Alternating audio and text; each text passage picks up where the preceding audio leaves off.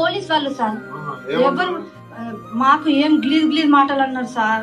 Ladies police దుడుక్కలు లంజలు లంబడోళ్ళు మీరు ఇక్కడ ఎందుకున్నారే, మీకు ఎవరు ఇక్కడ మీ అయ్యజాగిరా మీరు ఉండడానికి, అయ్యజాగిరిలో బోర్ కొట్టిర్రా మీరు అంటే, మేడం ఏం మాట్లాడుతున్నారు మేడం, మీరు మంచిగా మాట్లాడండి.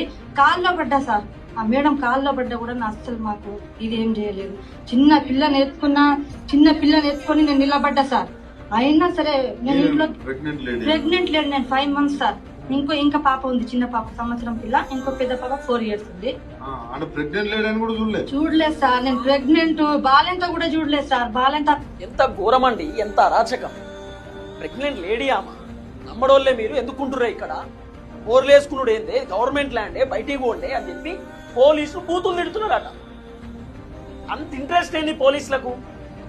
పోలీసులు చేయాల్సిన డ్యూటీ ఏంది? వాళ్ళని అక్కడికి వెళ్ళి పంపియండి అంటే పంపియండి, బూతులు తిట్టడం ఏంది? లంబడోళ్ళు మీరని చెప్పి తిట్టడం ఏంది? కాంగ్రెస్ అధికారంలో ఉంది, కాంగ్రెస్ మాకు ఫుల్ సపోర్ట్ ఇస్తున్నది, ఏం చేసి నడుస్తుందని కొంతమంది పోలీసులు అనుకుంటున్నారు.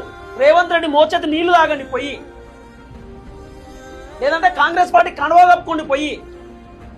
పోలీస్ నౌకరీ చేయకూరి, పోలీస్ నౌకరికి రాజీనామా చేసి కాంగ్రెస్ పార్టీ కండువా కప్పుకోండి, కాంగ్రెస్ లో ఏమైనా పదవి తీసుకోండి.